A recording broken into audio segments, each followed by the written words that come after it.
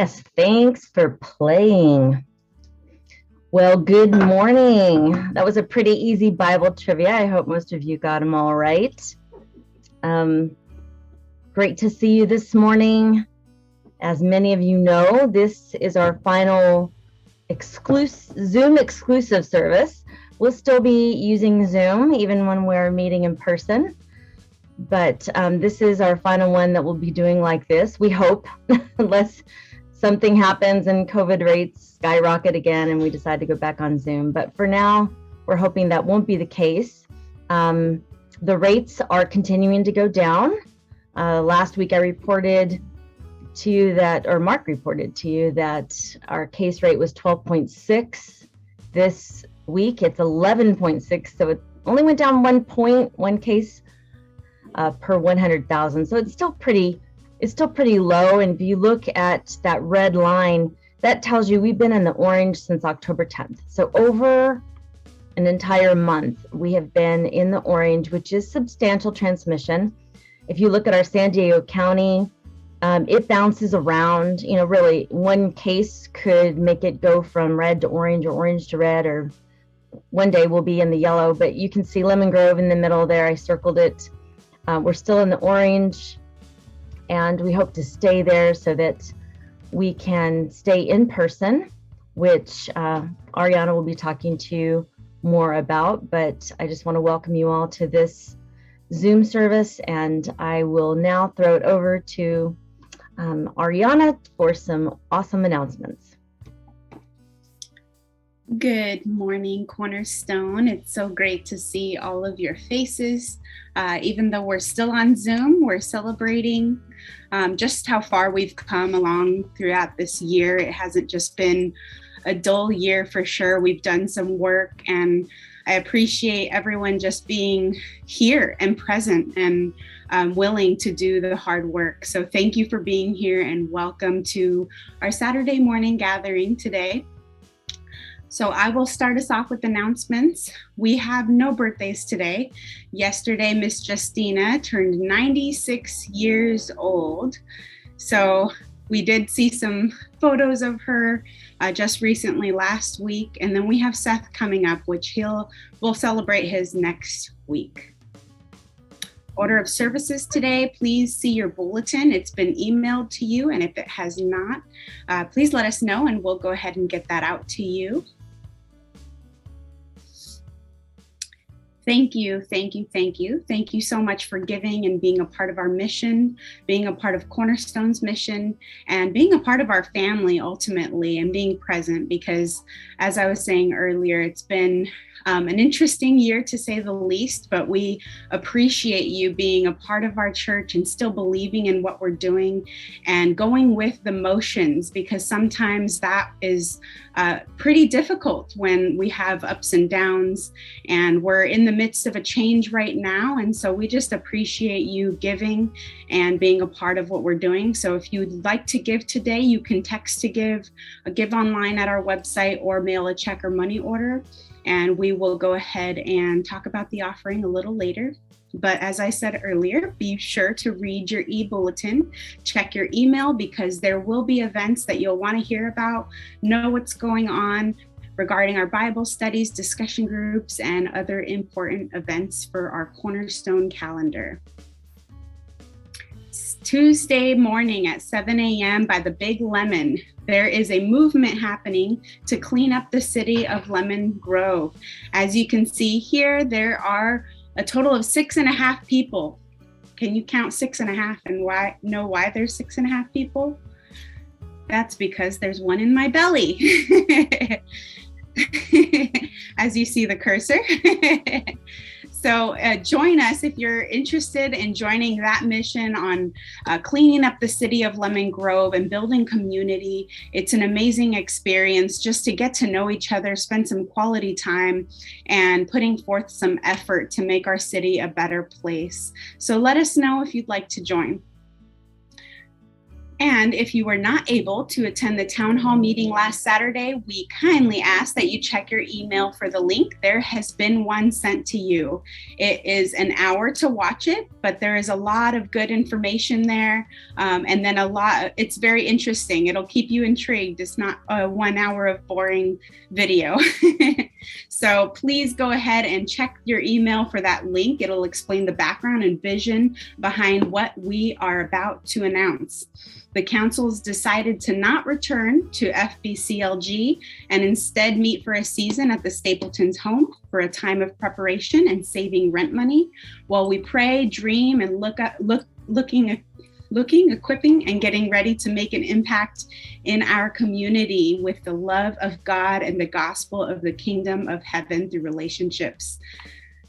So here is the return to our meeting schedule. Saturday, November 20th, that is next weekend, meet in the Stapleton's backyard for a short gathering to give thanks.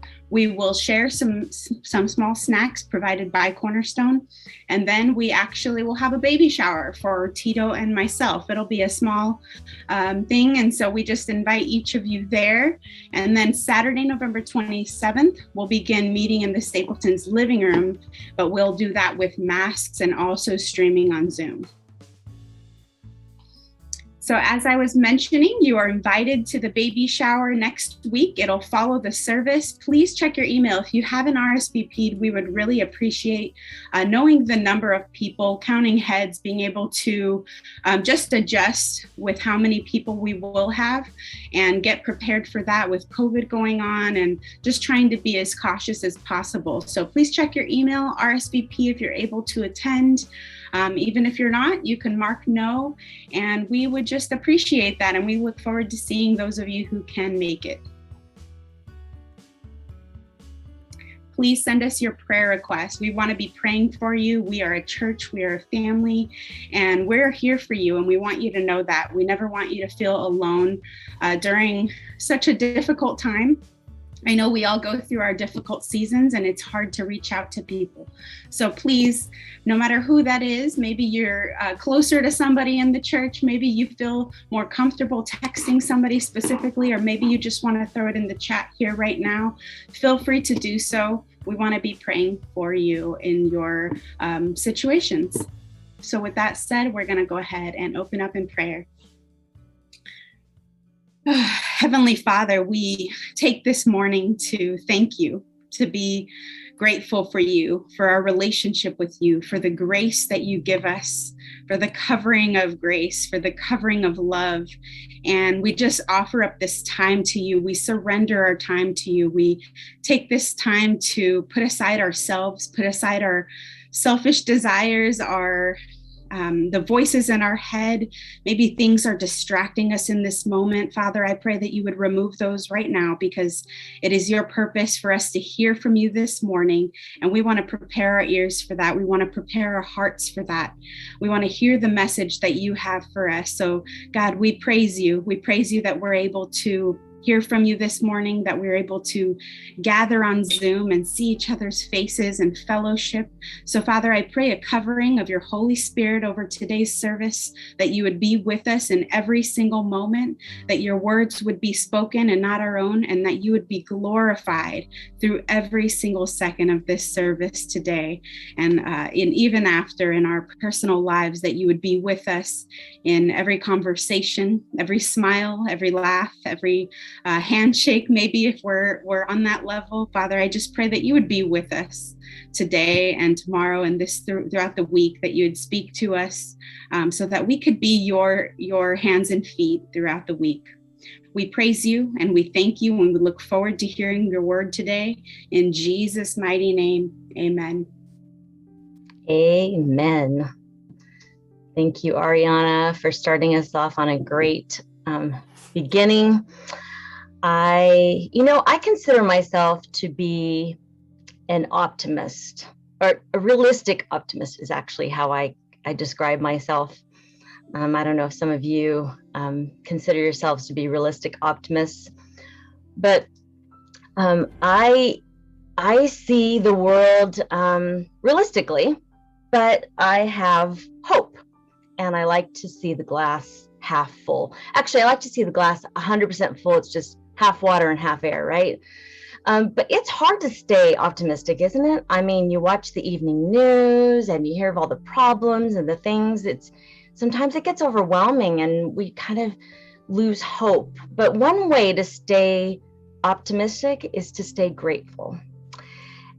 I love this time of year because gratitude is a spiritual practice we should do all year round, right? It's a practice of being content, counting our blessings, and seeing and celebrating the good things in the world around us, and believing that there is more good than there is bad. But it takes practice, doesn't it? It takes practice to learn to look at the world and see the good and pull the good out of the world and not just focus on the negative. And thankfully, every time that you flex that gratitude muscle, it gets stronger and stronger to where you really look at the world and you can see positive things and you can see hope. This morning, I pray that we all connect with our God, who is the source of all goodness and who we are very grateful for. Let's worship. Today, we are thankful. We give thanks to God for His love, His mercy, and His faithfulness. We give thanks for family and friends, life and laughter, and the little things which bring joy to our lives. We give thanks for our circumstances, even when they're difficult, for we know the hand of God guides us through it all.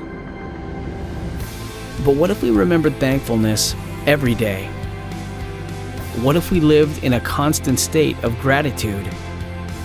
Would our lives be different? Would our faith be strengthened? Would the things of God permeate every aspect of our lives?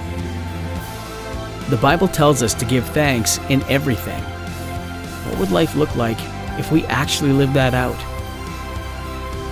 Today, we are reminded of all we have to be thankful for. May that gratitude move our hearts and cause us to make every day Thanksgiving.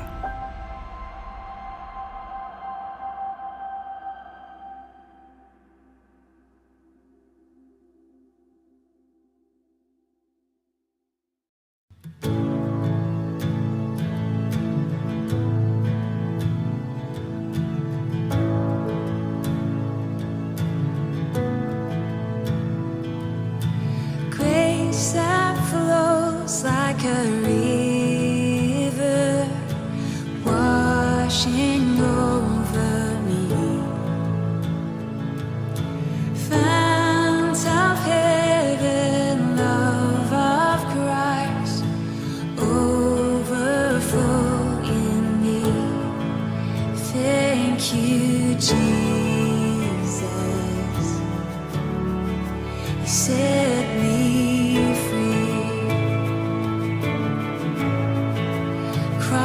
my Savior, you rescued me.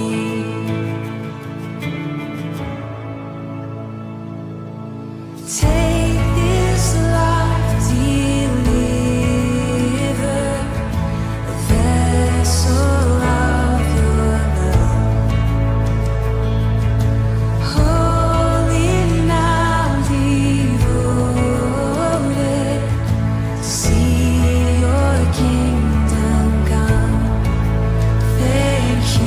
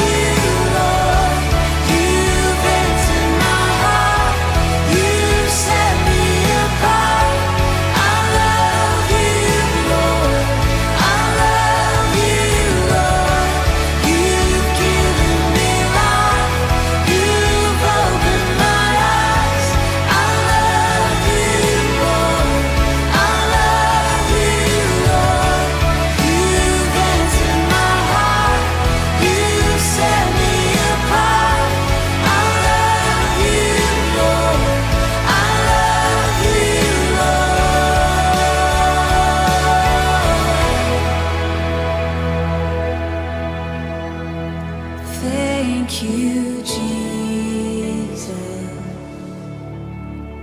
You set me free. Christ, my Savior, you rescued me. Thank you, Lord. Thank you, Jesus. You set me free. Christ, my Savior, you rescued me.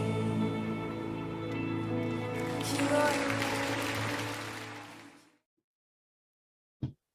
Well, good morning, Cornerstone, and welcome to the neighborhood. You know what's interesting is as long as we've been doing Zoom, we're still just trying to get the hang of it. I was trying to do a shortcut key to unmuting my mic, and it highlighted my whole sermon. And if I would have accidentally hit delete, there it all would have gone, and I would have had to wing it. But I think I can wing it because this topic, this theme, actually is more than just a topic. It's a way of life. It's a way of thinking. It's a worldview. I think about it a lot, especially this time of year. Like Ann said at the beginning of our gathering, that this time of year is special. It's incredible that we have this time of Thanksgiving to begin to warm us up to what we're really deeply and most thankful for, and that is for the presence of God through his Son in his birth, life, death, resurrection, and ascension. For that, we can truly be thankful. So I love that Thanksgiving leads into the time of Christmas, into Advent, when we begin thinking about the coming of Jesus, when he came 2,000 years ago as a little baby, incarnate in flesh, and when he will come again. We look forward to that. And I think just by saying that, we have a sense of thankfulness, don't we? A sense of gratitude. But today's title is The Goodness of Gratitude. And I'll be talking about thankfulness and gratitude. And I don't know, sometimes just saying those words, it feels good, doesn't it? There's a goodness to gratitude. There's something about gratitude when it is authentic and really felt and really expressed. It begins to lead to wholeness. It begins to lead to health and a life well lived. And we'll talk a little bit more about that path, that journey to wholeness, and the part that gratitude has to play in it. But there is such a goodness to gratitude. And we're also wanting to share this today, a couple of weeks out from Thanksgiving. It's on the 25th of November, and today is only the 13th. But I don't think we can start too soon in talking about gratitude and Thanksgiving.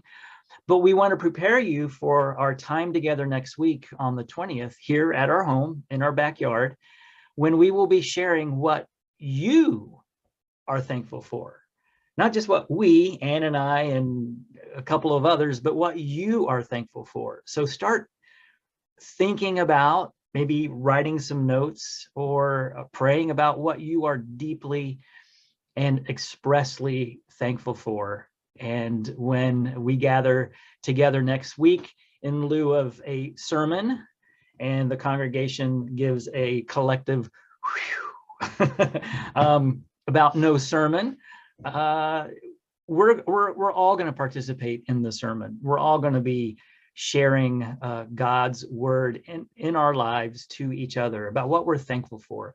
So be ready for that next week when we gather to talk about what we're thankful for. You know, sometimes we can say thank you without even thinking about it. Somebody opens the door for you.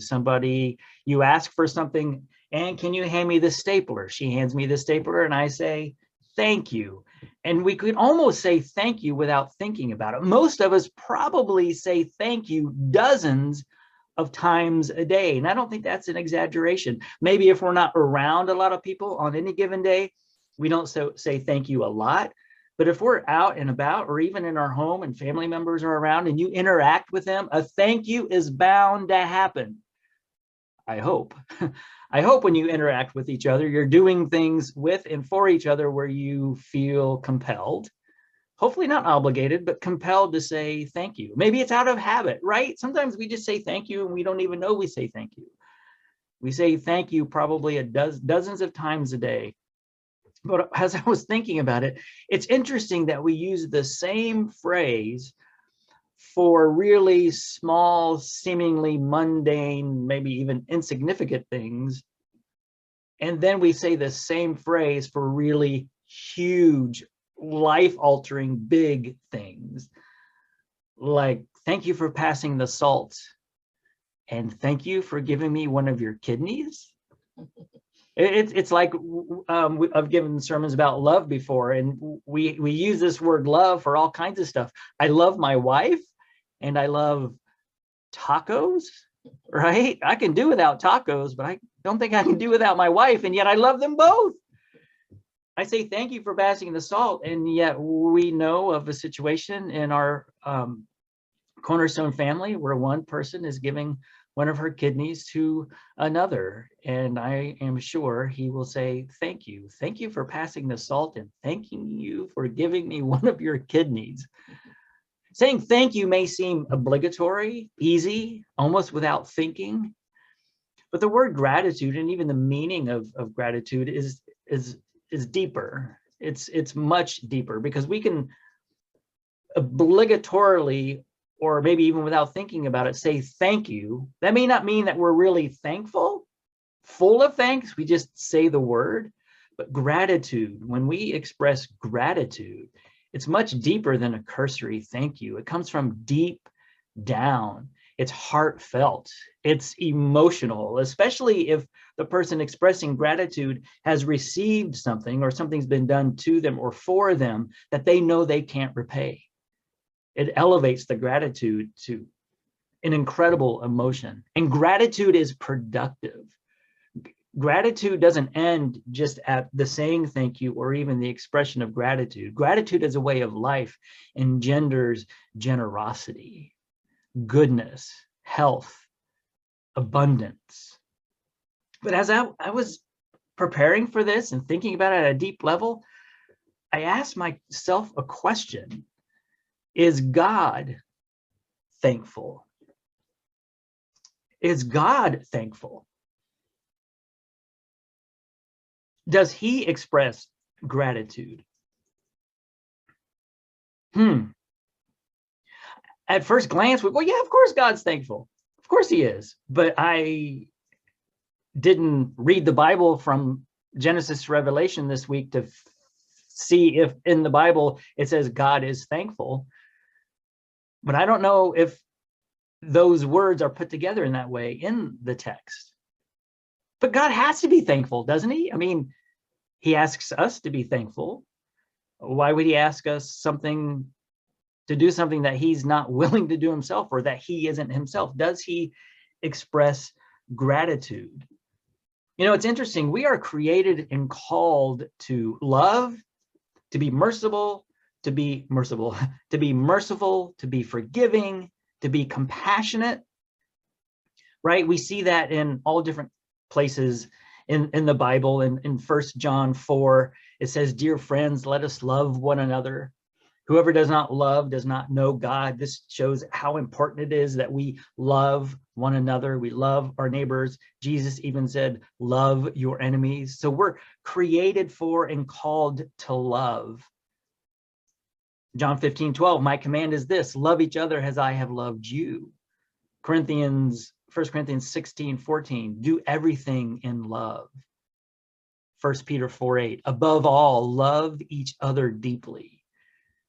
So we're created and called and instructed, admonished in the Bible to love one another. And it leaps off the pages of the Bible. It's just not in a stale text. We see that when we love, when we receive and give love, it makes life better. It just makes sense, doesn't it? And the Bible instructs us to be merciful, to forgive. Jesus was asked by his disciples, how many times should we forgive? Seven times? Seven. That sounds good. Jesus says, no way, pal. 70 times 7 to forgive. And that's not just 490 times. It's a metaphor or a description of to do it a lot. As a matter of fact, almost all the time. We're called to be compassionate. Jesus shows compassion on all kinds of people. People who the leaders and religious leaders of the day didn't feel deserved compassion because of their situation, because of their brokenness, because of their affliction, because of their disease, because of their sin. But Jesus shows compassion on all kinds of people. And we see and believe that God is the same, right? Oops, we're having trouble with our clicker today. We see and believe that God is love and merciful and forgiving and compassionate. God doesn't just love, he is love. We find in 1 John 4, this is how God showed his love among us. He sent his one and only Son into the world that we might live through him. This is love. Not that we loved God, but that he loved us. We see that God loves. He sent his Son as an atoning sacrifice for our sins. Dear friends, since God so loved us, so ought we love one another, right? We see God loving, and so we love. So we know and rely on the love that God has for us. It says in 1 John 4:11, God is love. He is what he asks us to be and to give to one another. And God is seen as merciful and forgiving as well. It says in 2 Samuel 24:14, David said to Gad, I am in deep distress. Let us fall into the hands of the Lord, for his mercy is great. But don't let me fall into human hands. I'd rather be at the mercy of God, who controls and is the most powerful being in the universe. I'd rather be at his mercy than the mercy of humans, the mercy of my enemies, because I can't trust them, but I can trust God in that he is merciful. We see that God is love, he's merciful, he's forgiving. That's all over the place in the Bible. Psalm 130, verse 4. But with you there, God, is forgiveness, so that we can with reverence serve you. With God, there is forgiveness. Daniel 9:9. Daniel prays this beautiful prayer, and I would encourage you to go to Daniel 9 sometime this week and look at this prayer. It's a prayer of repentance, but a prayer of thanksgiving that the Lord our God is merciful and forgiving, even though we have rebelled against him. Even in our sin and our rebellion and our badness and our yuckiness and our bleh, he is merciful and forgiving. Ephesians 1:7, in him we have redemption through his blood, the forgiveness of sins, right? The law says our sins bring death, but those sins have been forgiven. God is a forgiving God. He is a compassionate God. In Psalm 86:15, but you, Lord, are compassionate and gracious, a compassionate and gracious God, slow to anger, abounding in love and faithfulness. Wow.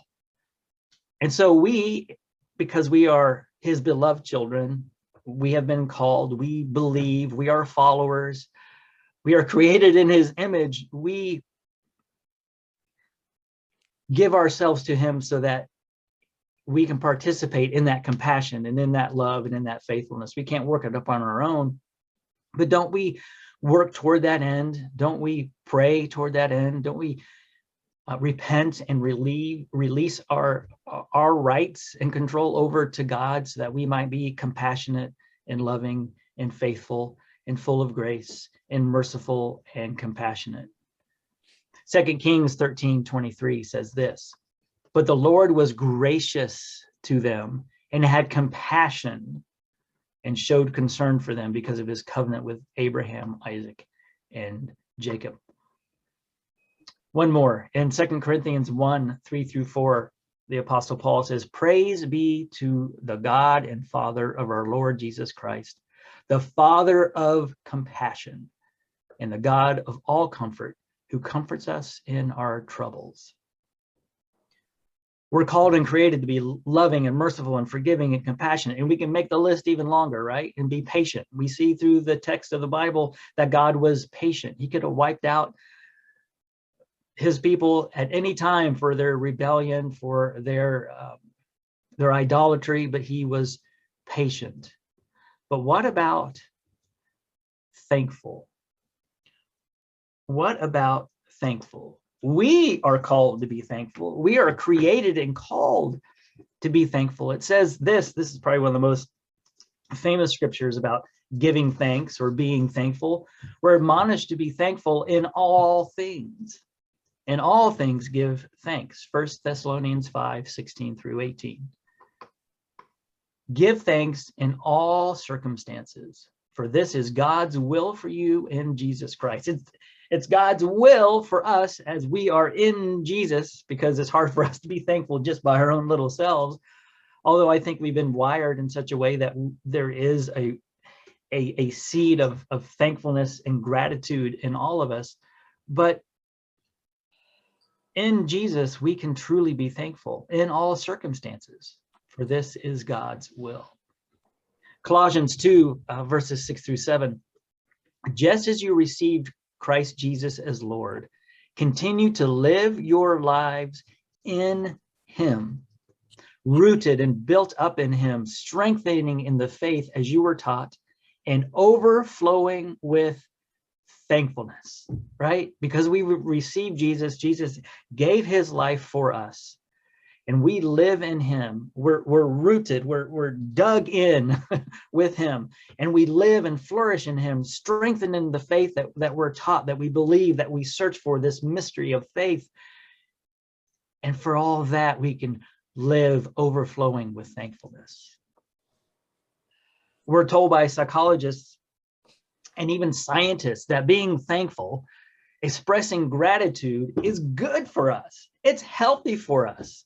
Right? It starts putting the pieces of the puzzle together when we're thankful, when we're truly grateful. It's healthy for us. We even have a national holiday called Thanksgiving. It's important. We're called and created to be thankful and express gratitude. But that still leads me to the question, is God thankful? And some of you may be going like, Pastor Mark, and step aside, because lightning is about ready to come down because Mark is questioning God's thankfulness. Well, first of all, I think God is big enough for our questions and our doubts and our fears, but there isn't an absolutely explicit place in the Bible where it says God was thankful. At least I don't think so. Maybe some of you can find out and correct me if I'm wrong. And I didn't spend a lot of time looking it up, but where does it say God was grateful? God was thankful, especially for humans. We see in Genesis 6, I have it somewhere on my notes, let me scroll down. Even Genesis 6, does God ever thank men? Thank us? Genesis 6, 5 through 7 is almost the exact opposite of God being thankful for it. It says, as we see, as God is looking down at the time of Noah, the Lord saw how great the wickedness of the human race had become on earth, and that every inclination of the thoughts of the human heart was only evil all the time. The Lord regretted that he had made human beings on the earth, and the earth was deeply, in his heart was deeply troubled. It doesn't say that his heart was thankful. His heart was deeply troubled. So the Lord said, I will wipe from the face of the earth the human race I have created, and with them the animals, the birds, and the creatures that move along the ground, for I regret that I made them. He doesn't sound very thankful that he created us. But is that truly God's heart? Is God thankful? Does he have gratitude? And if he does, why? He's God. Does he need to be thankful for anything? Does he need to be grateful for what he commands us to do? And if we obey and we do it, is he grateful for that? Is he thankful? Or are we just doing what we should do? So no thanks or gratitude is needed. on God's part? Now, a lot of these are just rhetorical questions, but it got me thinking, is God thankful? And is he asking us to do something that he isn't or doesn't do? Does he have gratitude? If so, why? For what? To whom? Is he grateful? Is he thankful? Do we know that Jesus gives thanks? He gave thanks. We see it a number of times in the Bible, in the New Testament, in the story of Jesus. And there are just a couple of general categories of when Jesus expressly gives thanks, or at least the text says Jesus gave thanks. And here's a few examples. Jesus gave thanks for food. We see it over and over again in the story of the fishes and the loaves, or the loaves and the fishes, which we're pretty sure that happened on two separate occasions. So it's in Matthew 14 and Matthew 15, Mark 6 and Mark 8, Luke 9 and John 6. There's thousands of people around, whether it's 4,000 on one occasion or 5,000 on another occasion. Jesus asked his disciples, or in one case, a little boy, how much food do you have? And it's just scraps, right? Just a few fish, 7 fish, 12 loaves. No, that's how many they gathered up afterward. Just a little bit to feed thousands. And yet Jesus takes this measly, paltry, pitiful portion and gives thanks for it. The disciples are probably, Jesus, you're giving thanks? That's only going to feed a couple of people. What are you talking about? But Jesus gives thanks to God for that food. And then, of course, the miracle happens and everybody is fed. I think he so much had a habit of giving thanks, especially around meal times, that after his resurrection, he walked back to a town called Emmaus, a number of miles, a day's journey outside of Jerusalem, with 2 disciples. And they were talking back and forth, and they didn't recognize him. They didn't know who he was until they got to their home and sat down to have a meal. And when he took the bread and gave thanks, that's when the light came on. We've heard and seen him do this countless times. That was the trigger, when he gave thanks. And then we see at the Last Supper, we kind of get the idea that this was Jesus's tradition. It was probably a Jewish tradition to give thanks at a meal, thanks to God for providing. But Jesus, being God, still felt it important to give thanks to the Father. But here's Jesus at the Last Supper, taking the bread and giving thanks for it, and taking the cup and giving thanks for it. Now, if it was a normal meal, you'd go, yeah, that's Jesus style. That's what he'd do. But this is his Last Supper. And he knew what the bread, the broken bread, and the blood, the cup, represented. It represented his death, his sacrifice. And yet he still gave thanks, thankful to the Father. As I was thinking about this, I thought, I wonder if death row inmates, when they're given their last meal before they're either injected or electrocuted or killed, being on death row, are they thankful for that? Probably not, because they know it's their last one. Maybe they are kind of thankful. Maybe it does taste good, but they know that once they finish that last bite, that's their last bite. But Jesus, at his last meal, before his death, gave thanks. Jesus also gave thanks to the Father that he had revealed truth to everyday people. In Matthew 11:25, the Lord Jesus gave thanks that his prayers were answered as well. Jesus thanked the Father that he had revealed truth to common people, everyday people, that it wasn't just to the elites, not just to the religious leaders, but everyday people.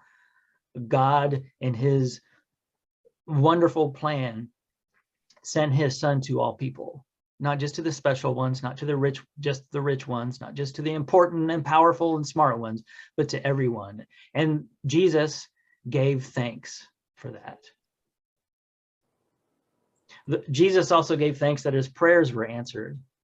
In John 11:41, standing at the tomb of Lazarus, about to raise him from the dead, the text says that Jesus lifted up his eyes and said, "Father, I thank you that you have heard me." Well, it's like, yeah, you're the Son of God. You're Jesus, and the Father is your Father. Of course he's going to hear you, but Jesus gave thanks, and we can just see it. You can just tell when somebody is a thankful, grateful person, can't you? You just sense it. And we see in the life of Jesus, he had to be thankful, not just because he gave thanks, but because it's a posture. Gratitude is a state of heart. It's a worldview that propels us to goodness, to health, to wholeness, to life. It begins as humans, as we express and really live in gratitude, it begins to put a lot of the broken pieces back together. Jesus in Luke 17 gives a great example of being thankful. Jesus heals 10 men with leprosy.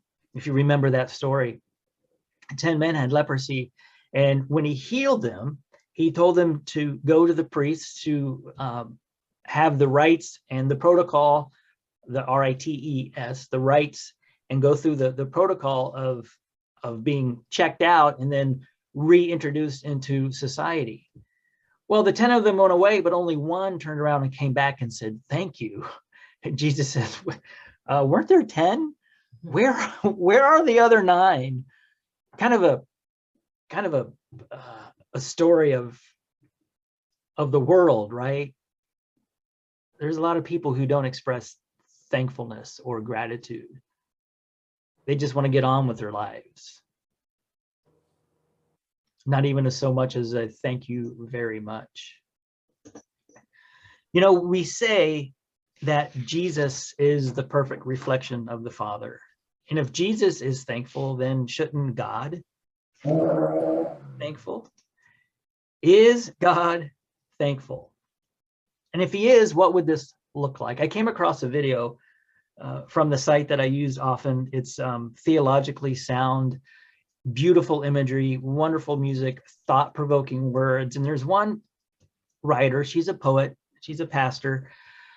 Her name is Kellyanne Hall, and she imagined what it would be if God was to say, "I'm sorry and I'm thankful." What would he be sorry for? What would he be thankful for? I mean, that's a whole nother question. Wait a minute, God's sorry? Sorry for what? He's God. He doesn't have to be sorry. But I want us to begin thinking about the intimate relationship we have with God and that he has with us. And he isn't some stoic, stale, static God that cannot be moved and is only pulling puppet strings, and it's only chess pieces on a board, and it's only circuits and digital signals, and you push the right buttons and now it's hands off. He is very hands-on. He's so hands-on, he sent his son to earth, into our own filth and muck and mire, to live in that, to show us how to live, to lead us to wholeness out of our brokenness. And gratitude is a key part of that.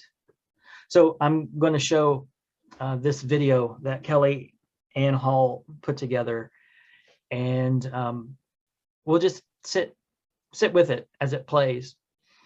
The words on the screen will not be vocalized.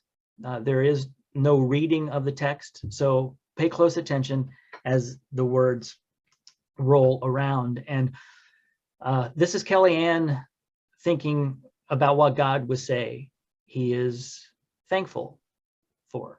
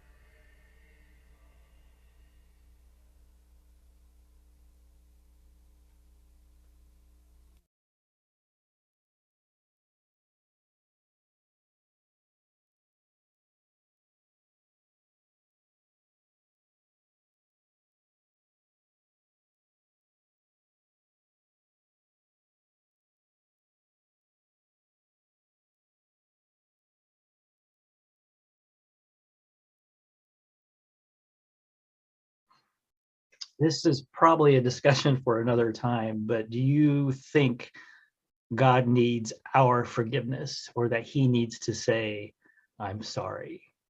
Some might say, no, you're a heretic, Mark. That's heretical. That's blasphemy. But let's just think for a moment, because sometimes I think we say, oh, it has to get worse, and God's just stepping back and everything is going to hell in a handbasket, and look at all this crap that's going on. But it just has to be that way. And even if it does have to be that way, do you think God likes it?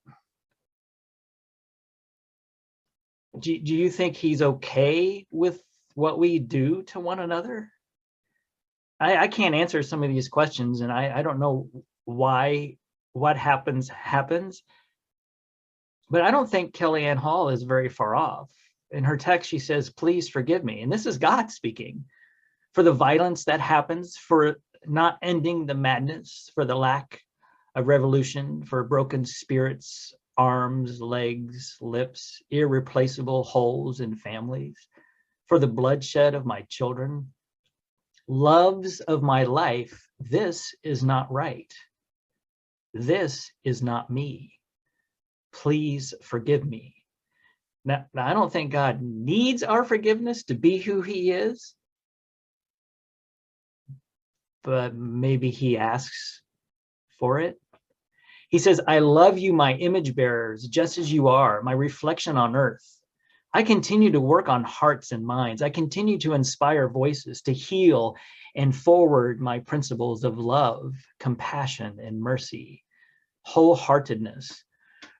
For the one humankind I created to feel enoughness, to be me, or God tuned, my portion, to know that I fashioned and adorned every skin, every individual equally, uniquely mine. I love you. Thank you for risking your lives to magnify my voice on earth, my earthbound choir of angelic proportion. Keep singing. I think God is thankful. I was thinking about when a child does something that pleases the parent, makes them proud. I think the parents are thankful for the child, not just for obeying and not just for not doing bad, but for being and for being good. When a child expresses gratitude and thankfulness, I think the parent is thankful for the child, that relationship that's there. I'm going to talk about relationship here in just a second, but I think it's the same way. I mean, as parents, we don't go, well, of course you should do it right. That's what you're supposed to do. That's what I taught you. And so, no, I don't need to say thank you because you did what you're supposed to do. I don't think God is that way either. Thank you for risking your lives to magnify my voice on earth, my earthbound choir of angelic proportion. Keep singing. Know you are worthy, beauty-filled, and dignified in my sight. Thank you for staying faithful, for believing, for striving towards the highest good, for looking for signs of me, even in your enemy, and especially in the mess. I am thankful.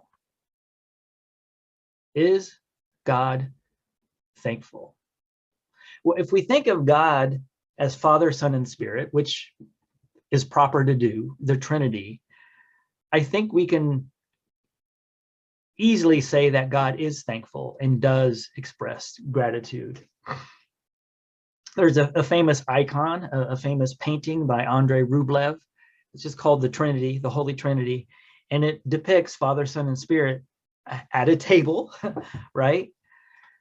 And it shows, we can go through a whole long breakdown of what's depicted here, but it shows relationship. And you can imagine in any relationship, there is thanksgiving. There is thankfulness, right? Just like I was talking about as parents and children and parents, you're just thankful for them being them. And we've been made and designed for relationship. That's because We were birthed out of relationship of love between Father, Son, and Spirit. And that it's this never ending, ever reciprocal outdoing of one another, not hierarchy, not position, not placement. It's relationship of mutual love and care and expression of appreciation. And that's thankfulness. That's gratitude. I don't think we're called to be thankful and grateful because that's only a human concept. That kind of greases the wheels of human relationship. It doesn't really have anything to do with God. It has a lot to do with who God is.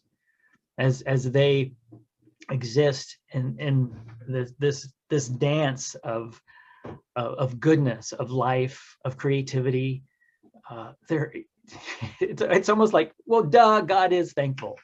That's kind of what I came down to. Yes, he's thankful. Yes, he expresses gratitude.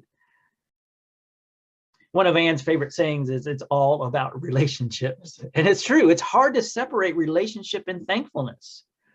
Gratitude and relationship. It's hard to separate. Just like it's hard to separate love and thankfulness. When you're in love with someone, it's almost an axiom, an automatic that you're thankful for them. If you truly love them, you are thankful for who they are, how they make you feel, how much better they make you, how they make you think, how they make you tingle, how they make you laugh, how they are just there for you. There's a sense of gratitude that just rises up.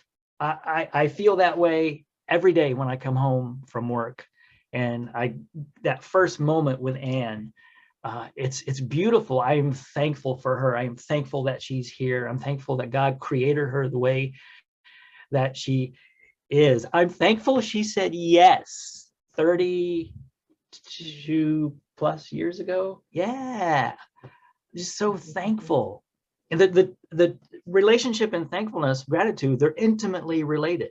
In the communion of the Trinity, where love flows with infinite perfection, it's hard to imagine a total absence of thankfulness and gratitude. I think it's out of that gratitude, right? We're going to see here in a second that gratitude is expressed. Gratitude leads to generosity. Gratitude is the fuel for generosity. And out of that gratitude of Father, Son, and Spirit came such an amazing generosity. What's generosity? Sharing, right?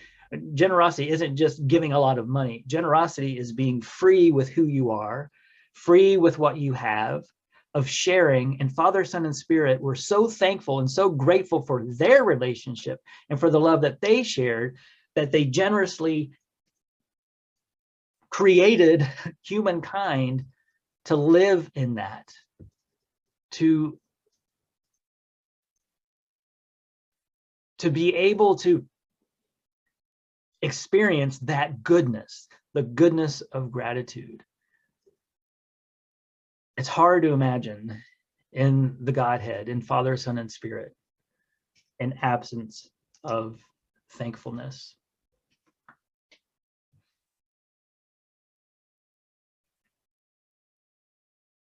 One phrase I want to leave us with, and I came across this in my research. I'm a sports fan, and I was happy to find this quote. I was just reading an article posted by a former basketball player. He's now a commentator. His name is Jay Bilas, and he was just writing an article about some of the mentors in his life and how grateful he is to them. And he mentioned an individual, and I'll bring the quote up now. He quoted an individual named Skip Prosser, George Edward, nicknamed Skip Prosser. And he was a very, very good college basketball coach, coached in the NCAA, the National Collegiate Athletic Association, the NCAA. But he died at the age of 56. He had just gone for a run on the campus of Wake Forest, where he was coaching basketball. That's on the East Coast. He was coaching at Wake Forest, the basketball team, doing very well that year. They were 15-0 in 2007. And he was on a jog, and he came back into his office, and he collapsed of a heart attack. He died way too early. He was the only coach in NCAA history, college basketball history, to take 3 separate universities to the NCAA tournament. And there are hundreds and hundreds and hundreds of universities and colleges that have an opportunity to be a part of the tournament, but only 64 are chosen.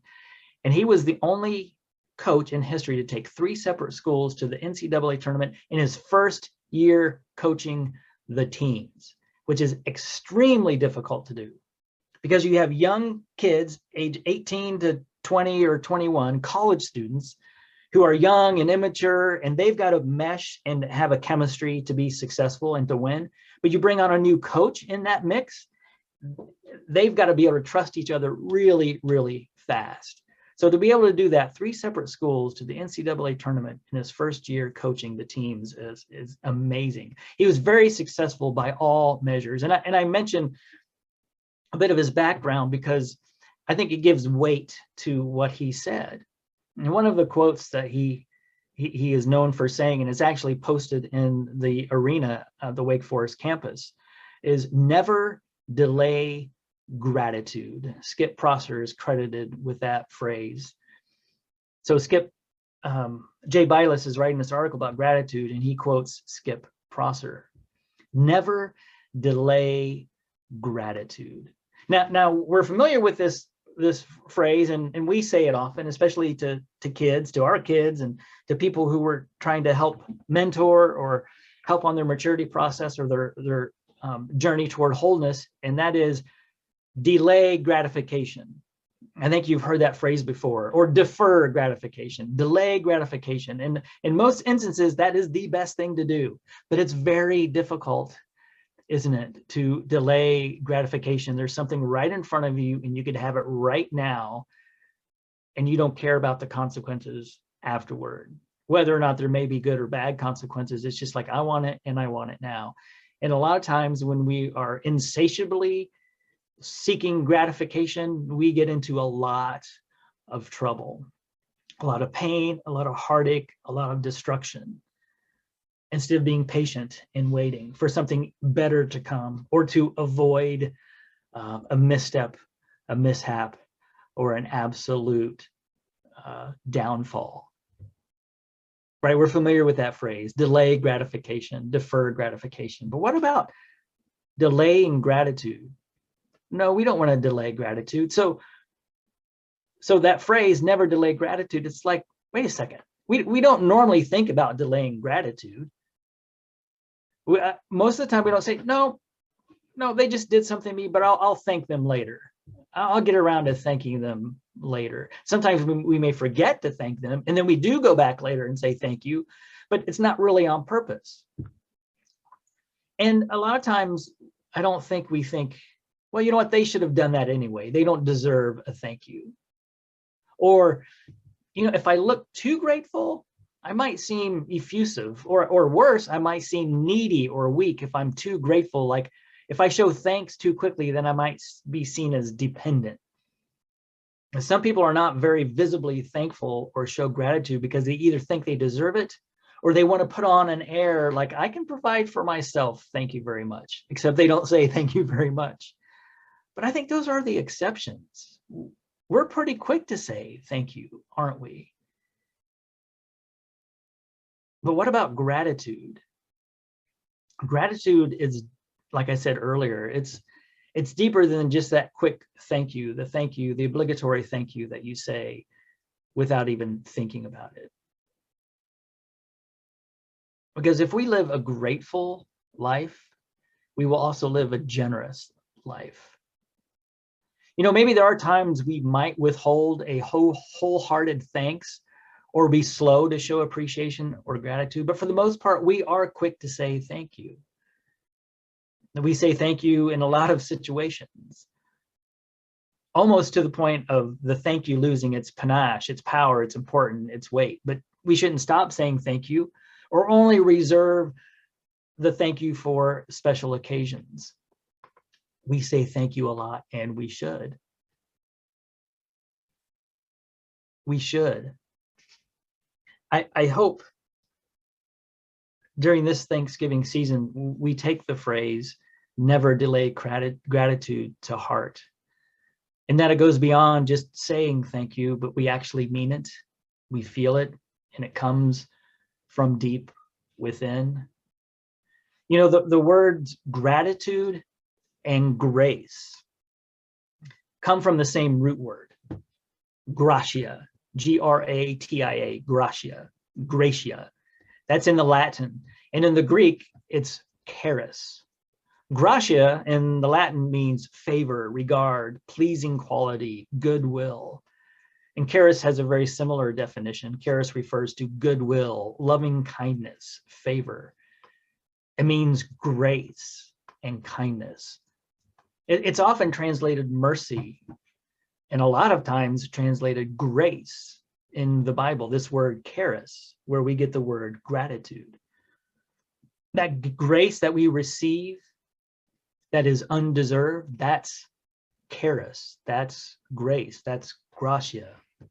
The same feeling, like when you get something that you know you don't deserve and it's good, that's grace, that's charis. But what is our reaction? It's gratitude. And when I think of grace in that way, I like to imagine this image of God just tossing out gifts, tossing grace around, a sort of indiscriminate giver of sustenance, joy, love, pleasure, grace, gifts given without being earned and no expectation of return.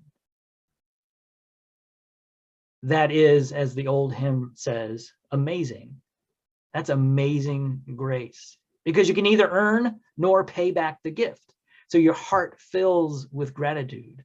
You know, something that you've been given that you know you can't repay, like somebody paying for your rent on a month, and you know you can't pay them back, and they say, you know what, I don't want you to pay me back. It's not a loan, it's a gift. Something happens deep inside. It's not just, okay, thank you, and you go on your way, right? This is huge. They just paid your rent or a car payment, or they did something just so self-sacrificial that helped you. You're filled with gratitude, and you may not be able to repay it, but there's something about that feeling that you want to do something good for somebody else. That's generosity. Your heart fills with gratitude, and the power of that emotion transforms the way you see the world and experience life. Grace begets gratitude, which in turn widens our hearts toward greater goodness and love. Thankfulness is a feeling in response to gifts, and not just a box with wrapping paper and a ribbon around it. Not just that kind of gift, but any kind of gift that you're given. And any word of kindness, any reminder of somebody looking out for your behalf. It's funny, yesterday at work, one of the associates that I work with, his name is Manny. He's a bigger Hispanic individual. His last name is De La Rosa, and it sounds like a boxer, Manuel De La Rosa. Anyway, he is just a giant teddy bear with the biggest heart, not profusive, not effusive with his words, but he's just kind. And at Home Depot this past week, it's Met Appreciation Week, Merchandising Execution Team Appreciation Week. It's just a week during the year that Home Depot likes to show appreciation to the group of people that I work with and work for, the Met team, the Merchandising Execution Team. And so our supervisor and the manager of the store got together and got a whole bunch of goodies that we've been munching on all week long. Well, Manny, just before we were about ready to wrap things up yesterday afternoon to go home, I was working on one of the bays, doing bay service, and Manny just said, hey, Dina's going to put all the leftover stuff in the break room for everybody else to have, but if you want some, be sure you get some. And what did I say? Thank you. But it was interesting because as I'm preparing for this message, it wasn't just, I didn't just think, okay, thanks, that was kind of nice. No, I just thought he is thinking of me. He's looking out for his fellow associate. He is being kind. And I just thought, man, wouldn't the world be a better place if we just looked out for each other? And in return, we showed appreciation, we showed thankfulness, even if it is just saying thank you, but it went deeper than that. That thank you that's out here sinks down and permeates our heart and becomes gratitude, that we're grateful, not just because I was able to get another bag of chips or a Danish, which I didn't, by the way. I didn't go back and get anything because it was mostly candy. And even though I have a sweet tooth, I'm not a candy person. I'm not a person that just pops in little mini candy bars. So I didn't go get any, but there was just a gratitude, a sense of this human being. It's not, he just didn't want me to be selfish with the stuff so nobody else would get it. He was looking out for me, and I'm just so grateful for that. This gratitude that is vital in our lives and in our hearts. It's a life of gratitude that makes us whole. We're all broken. That's not a news flash to anyone here.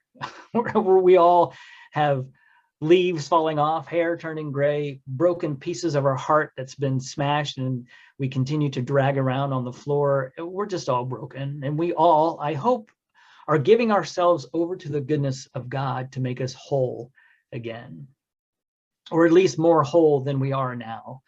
We'll never become perfect. We'll never be 100% whole in mind, body, and spirit, emotionally and physically, until we are given that gift upon Jesus's return. But we're all on a journey toward wholeness, not just for ourselves, but for those around us.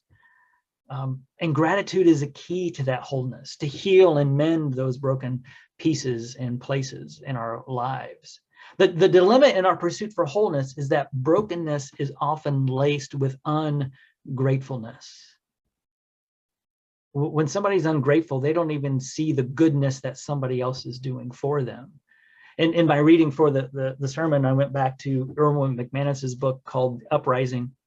And he was telling a story of a person that came into his life, and he was an extremely gifted individual, smart, intelligent, had all kinds of gifts and talents, but he was a mess, broken beyond belief. And I think this individual, I'll just call him Joe. Joe asked Erwin, "Can you help me out? I need help. I need somebody to spend time with me to work out my issues." Erwin was a young pastor at the time, and Erwin said, "Sure, I'll do it." And Erwin spent a lot of time with him. And one day, Joe just said, "You know what? You're not meeting your end of the bargain. You're not committed to this relationship. I said I needed help, and you're just not. You're just not meeting that request." And Erwin at first was like, "Are you kidding me? I spent a lot of time with this person." But instead of just jumping down Joe's throat and saying, it's quite the opposite. He said, "Joe, let's go to the house," which wasn't unusual. Joe spent a lot of time at Kim and Erwin's home. And Erwin sat down Joe and said, "Kim, do I spend more time with you or with him?" And Kim said, "For the last few months, I thought you were married to him, Joe, and not me." So Erwin didn't have to say anything, but the point of the story is that Erwin was saying ungratefulness, ingratitude blinds people to see any good that's coming their way. They're greedy about stuff. And I think on the 27th, I'm going to talk a little bit more about Thanksgiving and gratitude, and how greed and bitterness is the opposite of gratitude, and how forgiveness leads to gratitude, which leads to generosity. It's huge. Gratitude isn't just, "Oh, I'll be thankful. Oh, Thanksgiving's coming around and I'll be thankful for the turkey and the food and the friends." And no, gratitude is a way of life. It leads us to wholeness, and ungratefulness creates bitterness, and bitterness will keep us broken in pieces. And bitterness keeps us in a state of unforgiveness and in a state of being unable to be forgiven. It's not the path in the journey. Perpetual brokenness is defined by a lack of gratitude, and gratitude is the key to the path of wholeness. And whatever else we may need, whatever support systems might be helpful to us, whatever insights or truths may aid us in the journey toward wholeness, toward reflecting the image of Jesus more and more clear, nothing will heal us if we are ungrateful. Because if we're ungrateful, even the knowledge of the death and resurrection and the forgiveness of sins from Jesus, if we're not grateful for that, then how can we be healed? How can there be wholeness? No truth, no matter how profound, will find its way into a heart that is absent of gratitude. It's gratitude that nurtures wholeness and expresses itself as generosity in the end. I think God is so thankful and so filled with gratitude. It shows in the fact that he was so generous with his love that he gave his only son and created us. Gratitude is the pathway of love. It unleashes the healing power of love. It increases our capacity to experience love and to give it. It's a life of gratitude that makes us whole, overwhelms us with love, and moves us to live more generous lives. Happy Thanksgiving to all of you. May you never delay gratitude. And may you say thank you quickly and often and mean it. Let gratitude have its way in your heart so that you can nurture wholeness and lead you in a life of generosity. We thank you, Father, Son, and Spirit, for your goodness. Oh, your goodness, your grace. Thank you for your gratitude, for your thankfulness, which has led to generosity, which leads to us being even alive. May we take gratitude to heart and express it, leading us to wholeness and the wholeness of others, especially this Thanksgiving season. In Jesus' name, amen.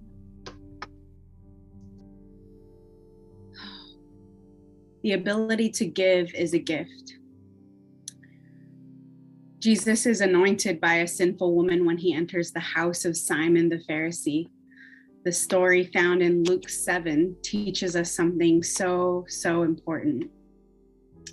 Mary, known as the simple woman, had so little to give, but gave what she had. Mary falls at the feet of Jesus. She falls at the feet of Jesus. She poured herself out in a loving gratitude over the one that saved her and continues to. Well, I have some good news for each of us today. We are all saved as well. We are all forgiven, and we all have grace that God pours over us. Mary's love for Jesus was so filled with gratitude that she simply couldn't control her emotions and needed to offer up what she had. My prayer today would be that you would find yourself there at the foot of Jesus this morning, filled with gratitude and removed of any selfish, fleshly feelings that we might have, feelings of not having enough or needing more or wishing we were in a different body or a different person. Gratitude changes us.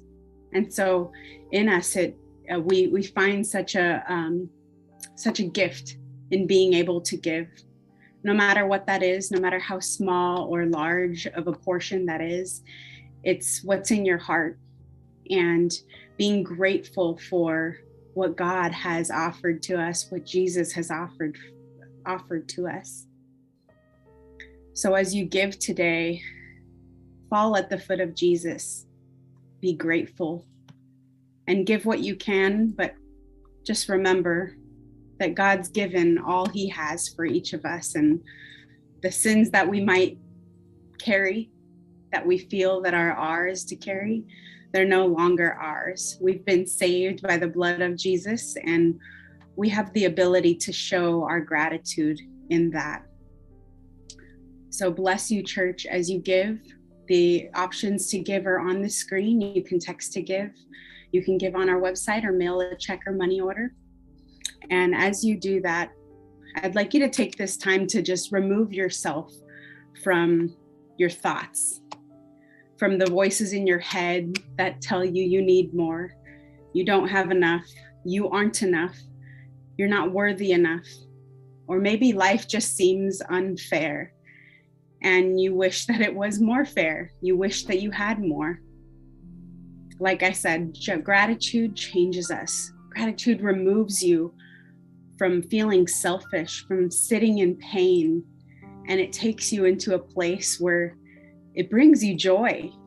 Like Mark said, it's good for you, it's healthy for you. So I'd like each of us to really think on every word that's being prayed as we end today. That as Mark said, that it would go beyond just saying thank you, but to truly feel the gratitude for the good God that we have the opportunity to serve, to love, to honor, to worship, to trust. And that's the best part about it, to trust. And we have so much to be grateful for in that. And so I'd like to close us in prayer and just allow each word to sink into your heart as you remember to be grateful today.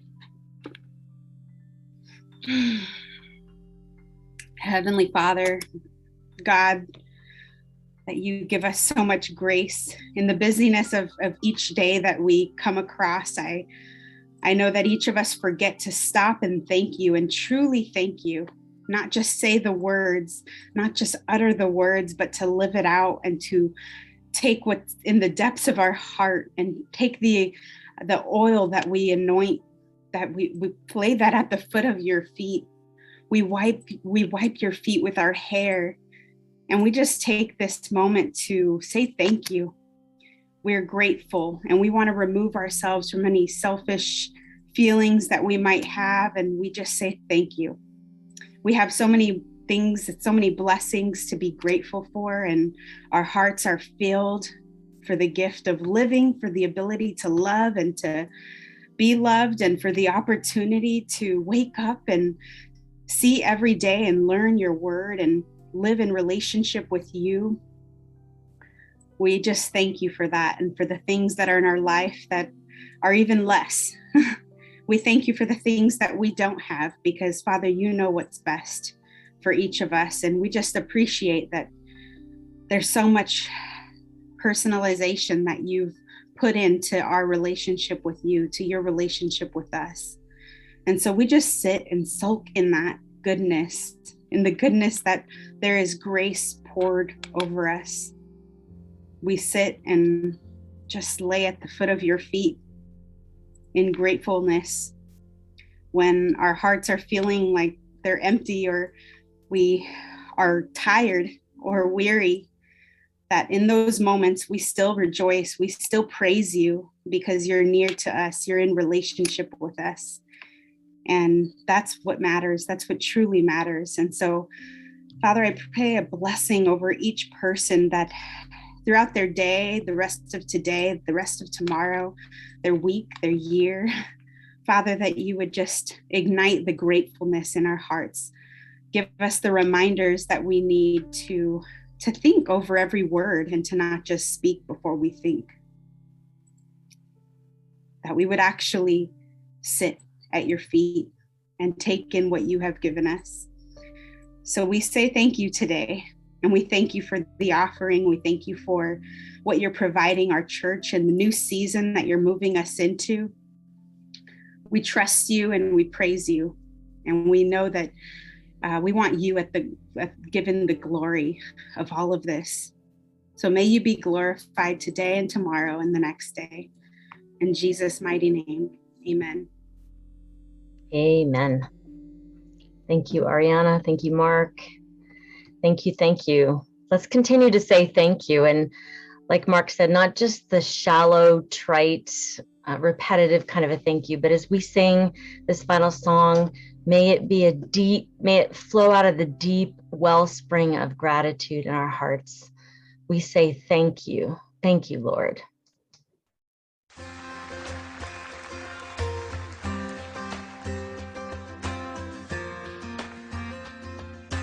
The Bible says it's a good thing to give thanks to the Lord. Amen.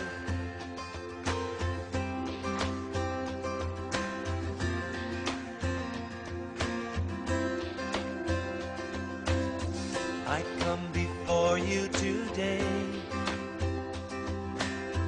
and there's just one thing that I want to say. Thank you, Lord. Thank you, Lord, for all you've given to me, for all the blessings that I cannot see. Thank you, Lord. Thank you, Lord. With a grateful heart, with a song of praise, with an outstretched arm, I will bless your name. Thank you, Lord.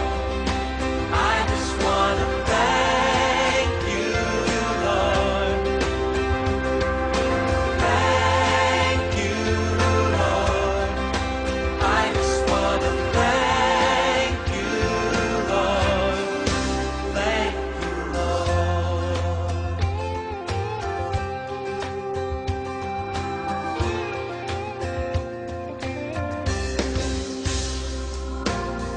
For all you've done in my life, you took my darkness and gave me your light. Thank you, Lord. Thank you, Lord. You took my sin and my shame.